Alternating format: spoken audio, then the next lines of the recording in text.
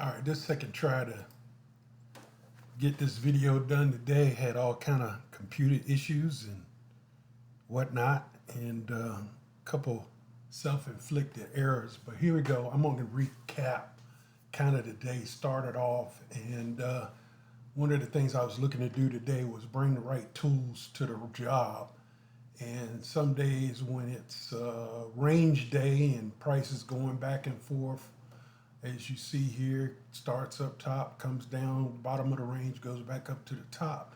You got to bring your range tool. So right off the bat, I'm using a range technique, playing the bounce. Once that got to be a solid red bar, I punched in, and now I'm playing back down. And this is my target down here, but with all this moving averages going back through, I'm not 100% certain. So one of the things I want to do is make sure I lock in some gains. And there you see, I lock in right there about 1750, and see if this thing pushes down. Already on the day, I had 25 off of this down move right here. So I was trying to book in that. Anything I want to do is keep the momentum going. So you're going to see me probably come down, lock in some more. I don't want it to go back above that 200, which is that red bar right there. So I just punched out of it, because this bar right here, one thing we know, when it gets to the bottom, more than likely, the next bar is going to retrace to right there. So there's no need of giving that back. I went on and took it out.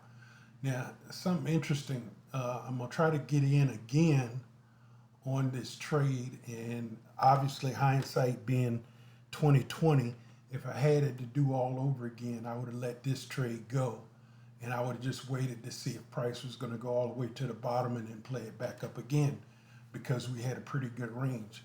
But one thing, when it's in a range, you don't want to enter in the middle of the range, and I know that. But here again,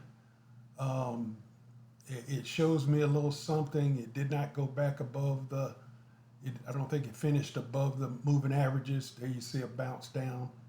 I can say that was probably the little bait that got me fishing again.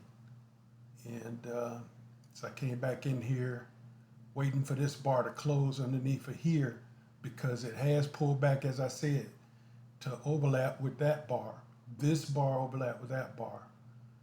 And so that's where I punched in again. Turned out to not be a good trade, because this was a fake out. See all this wick and all this bar, that you would think that would go south, but it's not going to go. And I'm going to get out of this for a minimal gain.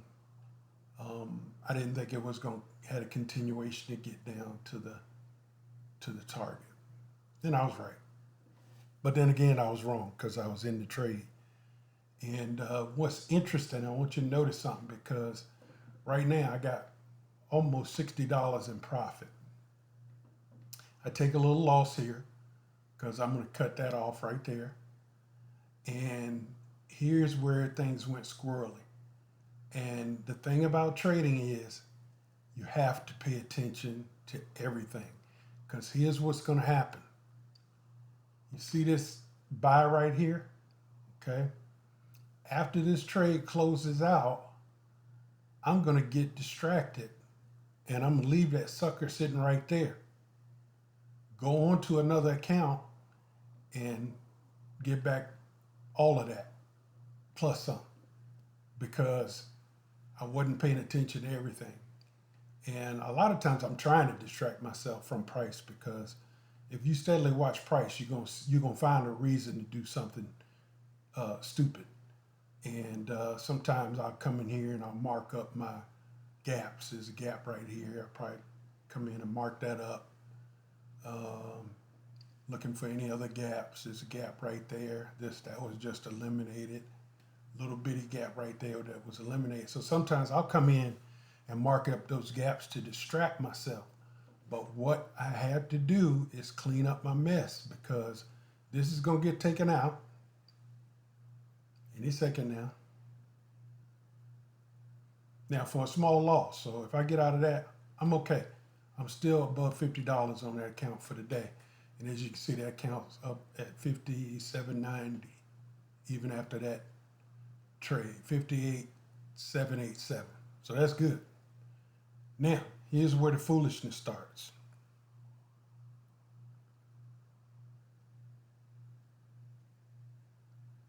I don't think I want to get back in that trade again. I don't want to go long from the middle. So here's what I say. I come in and start marking up gaps.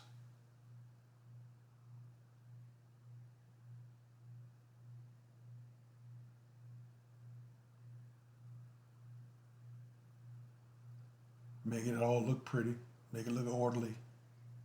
Marking it as should be a failed a gap. Yeah, there you go.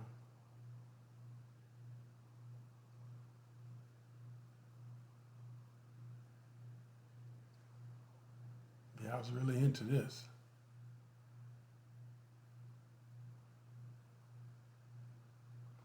And sometimes I don't mind because it distracts me from what's going on. And a lot of times I come back and missed an opportunity to do something crazy like try to jump right back into the trade. Now look, here's where I changed the account number.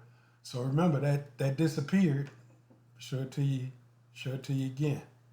There's the buy. I come over, go to another account to trade, and that buy is still active. And so when I come back later, I'm looking up here at this unrealized P&L, and it's steadily going down. And I'm in another account. And when I flip back over and I realized I was in a buy, and at that point, price was way down here. And so I gave back all of those gains. But look, I'm gonna tell you, I'm showing this, I'm showing this stuff because ain't no way I'm gonna try to get on here and portray myself as a bona fide certified trainer. Okay. And I'm hoping that by watching my mistakes, somebody understands one, this thing ain't easy. And two, hey, all you got to do is be persevere, not quit, keep working at it.